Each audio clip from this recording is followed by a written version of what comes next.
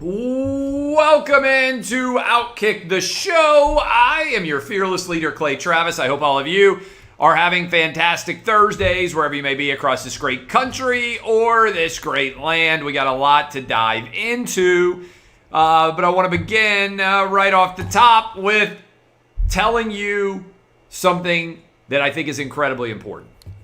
The College World Series is the most underrated sporting event in all of America. And I am going to continue to drive the bus on how much fun it is to be watching this product. And if in fact you are not paying attention, you should be. Last night, more bonkers madness.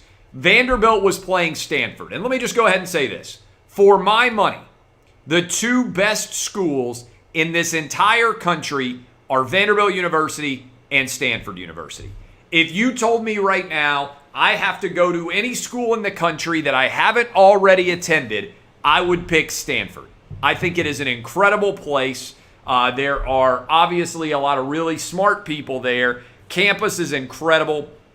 I like all of the business acumen that has existed in Silicon Valley, even if a lot of times the politics drives me crazy. I think the reality is a lot of those guys who have founded businesses in Silicon Valley are actually deep down in agreement with me on almost every issue, but they're terrified because they're reasonable, data-driven, analytical people, but they're terrified to actually say the things that I do because they're scared of the current environment that we live in. But Vanderbilt and Stanford, to me, two best institutions in the entire country. Stanford has a one-run lead. They are in control of the game. They bring in their game one starter. If you missed any of this, I would encourage you to go back and watch some of the highlights. 2 outs, bottom of the ninth, 2-strike count. They walk the batter. They were 1 strike away from eliminating and ending Vanderbilt's season. Batter gets walked. 2 outs still. Tim Corbin brings in a pinch hitter. Pinch hitter hits a pretty solidly struck ball into the hole at shortstop. Shortstop makes a diving play, doesn't really have a chance to throw out the runner. Attempts so anyway, runner advances, ball gets away, first and third, 2 outs. Up steps the leadoff hitter, rips a single on the first pitch down the right field line, game is tied. Then we get a runners once more on first and third, and one of the worst wild pitches you are ever going to see. From 1 strike away to having their season over, Vanderbilt scores 2 runs with 2 outs in the bottom of the ninth, walk-off wild pitch, and now we have got Vanderbilt going up against NC State. On one side of the bracket, the Commodores are going to have to win 2 straight games, but in theory, they're going to be able to now pitch Kumar Rocker and Jack Leiter, the 2 best pitchers, arguably, maybe, in all of college baseball, so we'll see whether they can win 2 straight games there. Other side of the bracket, we have got Texas in the elimination game going up against, who's Texas playing tonight? Mississippi State is waiting. Texas is playing UVA. I think Texas is going to win that game. We'll see exactly what's happening. Like I said, Mississippi State is waiting on the winner's side of that bracket. Whoever wins the Texas UVA game will have to beat them twice. I'm just telling you. Trust me on this. Watch these games. Gamble on these games. Kick back and enjoy these games. They are a lot of fun to watch. Props to the Vanderbilt Commodores. My double alumni status has me rooting for them, but I'd be rooting for them anyway because I really like Tim Corbin going for his 3rd national title as the head baseball coach of Vanderbilt University. Vanderbilt, Stanford, 2 best schools in America. Vandy gets the win. I want to talk about this story for a minute. Yesterday, Jay Williams, who I like, I think he's a good dude. I think he's a pretty smart guy. I think I enjoyed watching him play at Duke. I believe that Jay Williams is really kind of a product of the toxic culture related to race that ESPN has created. And I think he's so worried about making sure that he's keeping all the woke idiots happy that he sent a really dumb tweet yesterday. And look, I sometimes am going to send dumb tweets. Anybody that is doing anything on their phone, a lot of times you're going to do dumb stuff on your phone. That's kind of human nature, okay? So Jay Williams, if you missed the story yesterday, Jay Williams came out and said, hey, just so you know, basically, He was trying to applaud the new hire of the Boston Celtics, and he said it was finally time that the Celtics had hired a black head coach, probably thinking through in his mind the idea that all the ESPN people try to constantly trot out there that Boston is a super racist city, right? Well, turns out that the Boston Celtics have actually had 6 black head coaches. 6 of them. This is actually the 6th black head coach for the Boston Celtics. So Jay Williams comes back and says, hey, my bad. I was just trying to race bait. I was following the lead of so many other people at ESPN, and I ended up saying something stupid. Instead, he claims that he was hacked. And everybody on social media just loses their mind because it's such a clear lie, okay? So what you're telling us, Jay, is that someone went through all the trouble to hack your account. And when they finally hacked your Twitter account, the thing that they decided to say was to congratulate incorrectly the Boston Celtics on hiring a black coach. That's what happened? Of all the things that somebody who hacks your account could do, and they managed to tweet something that sounded and looked very similar to how usually you tweet.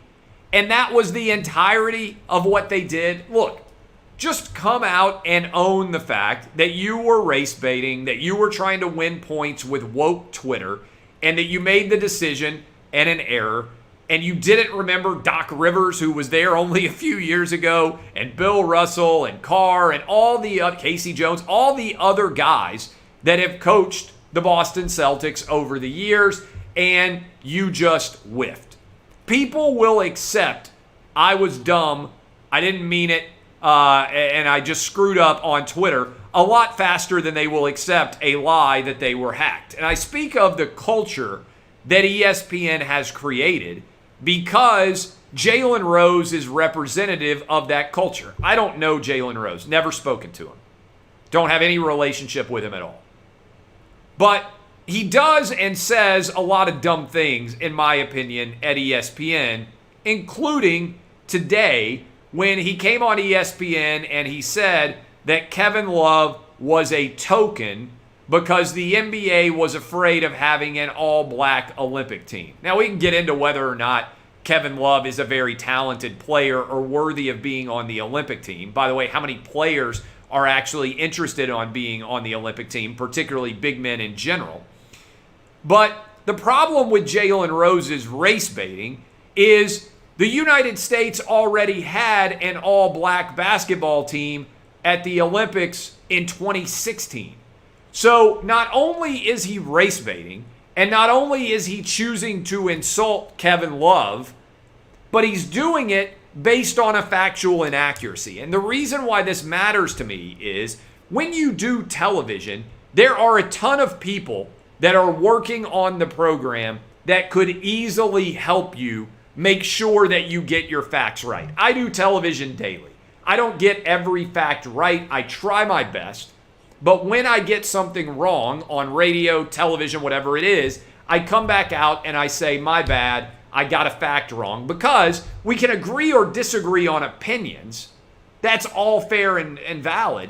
But when you have facts wrong, it means that your opinion should be less trustworthy. And the problem with America today is many people look at the end result and they don't follow the logic. And I've been saying this for years. And the analogy I've been using, and I think it's a significant one, is if I tell you Tom Brady's not going to win the Super Bowl this year, a lot of you out there might say, okay, I like the Chiefs. Maybe the Bills are going to make a run. Maybe you like Matthew Stafford and the Rams. There are a lot of different teams you can argue could end up winning the Super Bowl this year. But if I tell you I don't believe Tom Brady and the Tampa Bay Buccaneers are going to win the Super Bowl because Brady's never won a Super Bowl before, well, he's won 7. And that's a factual inaccuracy. So you might agree with my opinion about the Bucs not winning the Super Bowl this year in 2021, but you should trust me less because you know that my facts are wrong. And Jalen Rose has an entire team of ESPN employees who he could have easily said before he decided to insult Kevin Love, hey, I think the reason Kevin Love's on this team is because the NBA is afraid to have an all-black Olympic team.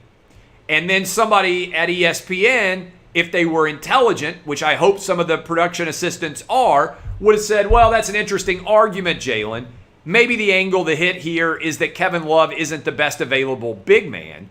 But the flaw in your logic is the NBA has already sent an all-black Olympic team in 2016 down to Brazil. And so your argument doesn't have any validity whatsoever. In fact, it's factually wrong.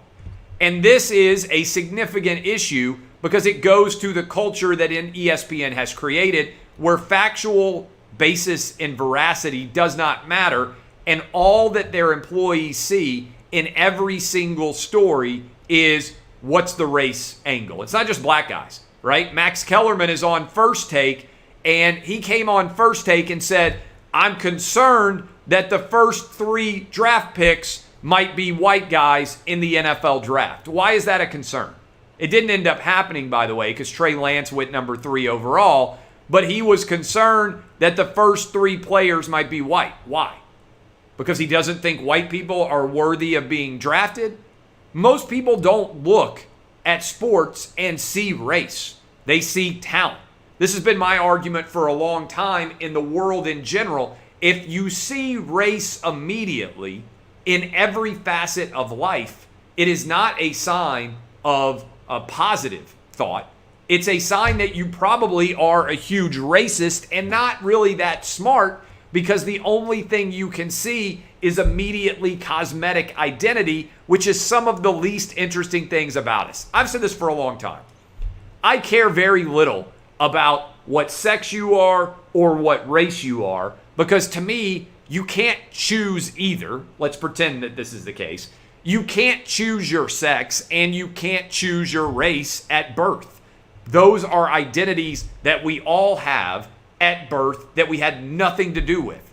They're some of the least interesting things about us, yet in the identity politics era that ESPN has embraced, MSESPN, the woke all-stars that ESPN have embraced, it's all that matters.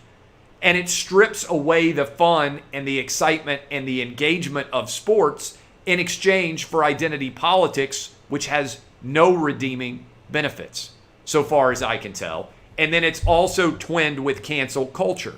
That is what ESPN has created. Identity politics wed with cancel culture, and statements like Jalen Rose and Jay Williams are a result, and Max Kellerman, of that culture they have created. It is a broken culture. It is a fundamentally corrupt culture. And worst of all, it's a dishonest culture, as we have seen over the past couple of days.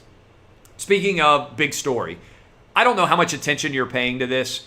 I care desperately about what's going on with China because we are in a new Cold War with China, only it's more complicated than the Cold War of the 1970s and the 1980s because it's a Cold War in which we are economically connected to China in a way we were never economically connected to the Soviet Union.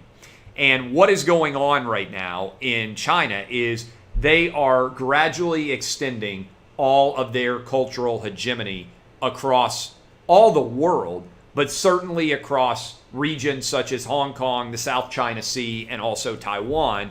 And Apple Daily is a major force for democracy in Hong Kong. It is a newspaper.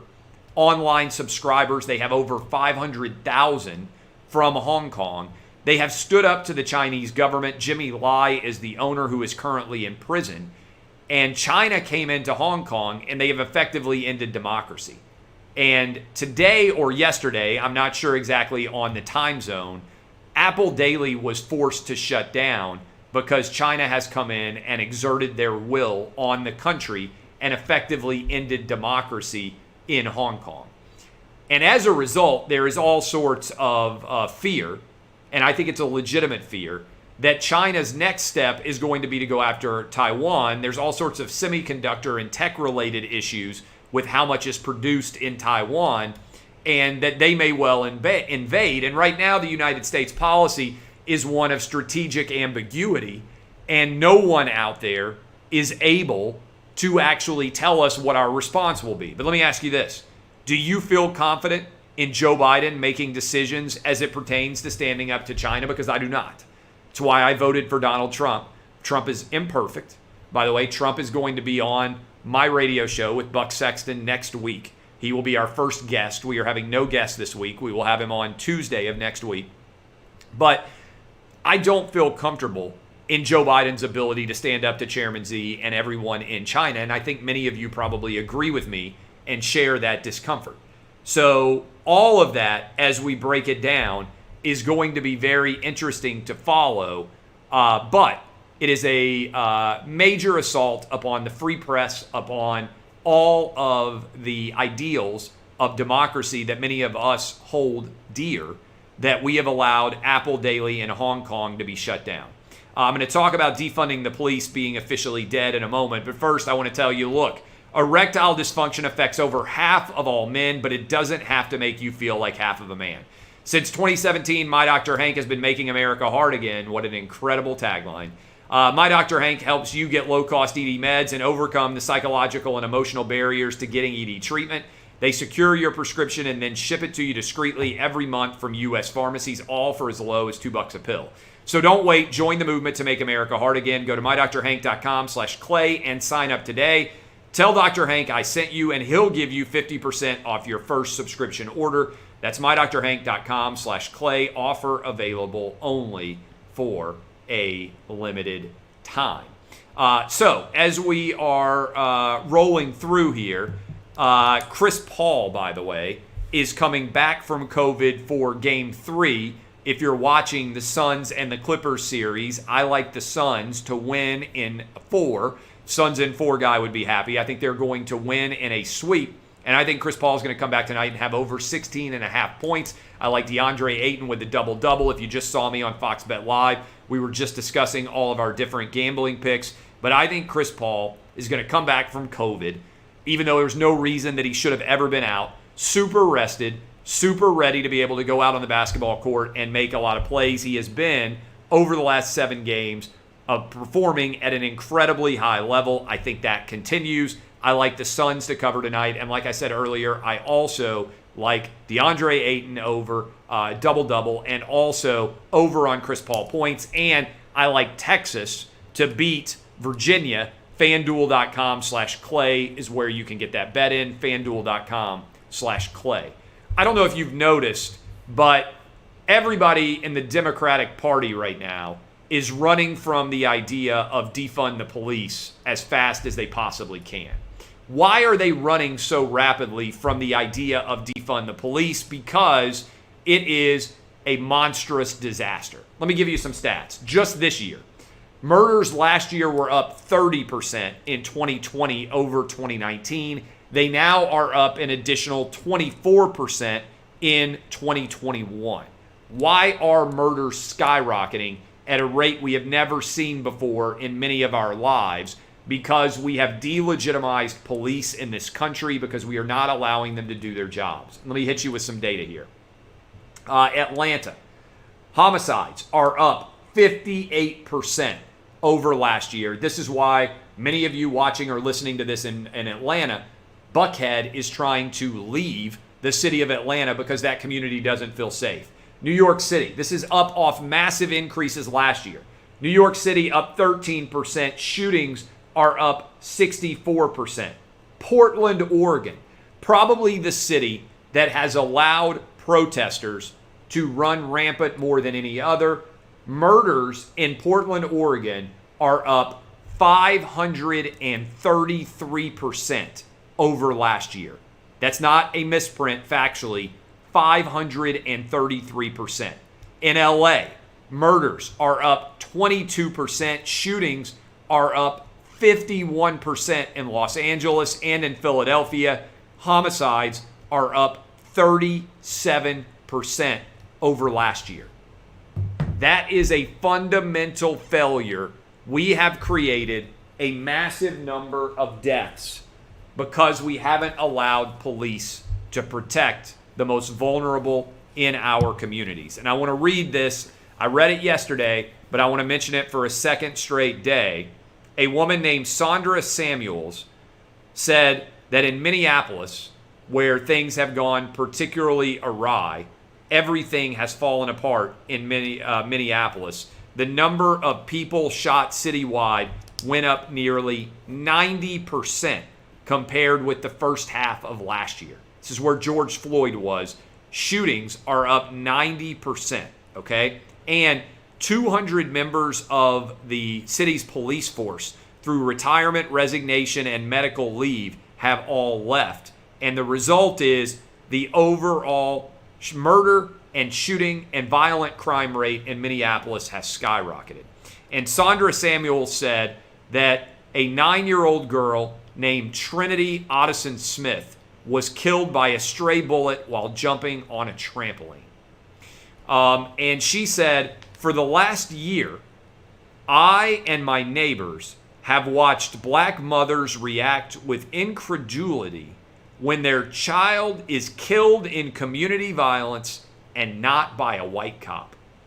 Their tragedies do not trigger citywide protest rallies. People don't say their child's name, and there are no citywide demands. This has to stop. Kids all over our country are being murdered because we turned police into the bad guy. It is the biggest failure of a political argument, I legitimately believe this, in the 21st century. Everyone who argued to defund the police has blood on their hands all over this country. It is shameful what we have allowed to happen, and young, innocent people are bearing the price for our decision-making as a country. Want to tell you about this company. They are phenomenal. They will hook you up. It is the Box of Awesome. This summer, as you get back outdoors to explore, take bespoke posts on all of your adventures with the new lineup of essential Box of Awesome collections. This is what I got most recently in my Box of Awesome collection. A lot of different cool little things that don't cost very much money. It's a good gift for a man in your life who might otherwise be difficult to shop for. Each box costs only $45, but has over $70 worth of gear inside. You can get 20% off your first monthly box when you sign up at boxofawesome.com and enter the code CLAY, that's C-L-A-Y, at checkout. Boxofawesome.com, code CLAY for 20% off your first box. Finally, Rudy Giuliani's law license has been suspended because of his advocacy for Donald Trump in the wake of the 2020 presidential election. Regardless of what you think of Rudy Giuliani, this is a very bad precedent to set, that if you advocate for someone that upsets one side of the political equation, they will strip your law license. I have represented murderers. I have represented alleged rapists. I have represented people accused of domestic violence, drug dealing, a lot of clients that are not necessarily the best dudes. That's part of the job of being a lawyer. Sometimes you make arguments to the zealous advocacy of your best ability that don't necessarily comport with what traditional standards of acceptability might reflect. And this is the job of a lawyer, to zealously advocate as best you can within the law. And that's what Rudy Giuliani did. And that also is what John Adams did when he defended the British soldiers that were accused of shooting the citizens of Boston during the Boston Massacre. If you are watching me and you are somewhat young and you are thinking about law school, what I would encourage you to consider is lawyers defend the good and bad in society. They represent all of the scope of human behavior. And if we start to make decisions based on the politics of activism in the world of the law and stripping law licenses, we are continuing to further circumscribe the acceptable speech of not just lawyers, but also their clients, because at some point, every single person is entitled to legal representation. And if we continue to argue otherwise, then sometimes and at some point, people who have arguments that might not necessarily be entirely societally acceptable will not be able to find lawyers to represent them, which means that our criminal justice system, our civil justice system, will have failed. What New York did to Rudy Giuliani, regardless of what you think of his arguments, is wrong. It's a politically motivated censorship, and the state of New York and its lawyers, who they are representing, should be ashamed of itself. My name is Clay Travis. DBAP unless you need to SBAP. I appreciate all of you. Finish tomorrow's radio show. We'll have a full weekend with Buck Sexton. Lots of great feedback from you guys. If you're not already listening, I encourage you to do so. 12 to 3 Eastern, 10 to 1 Central. 11 to 2 Central, 10 to 1 Mountain, 9 to noon on the West Coast. 400 plus stations, 50 states. You can find us everywhere. ClayandBuck.com. Go sign up for the podcast today. This podcast, I'm told, is going to start updating from an audio perspective soon. I love all of you. DBAP, unless you need to SBAP. I am Clay Travis, and this has been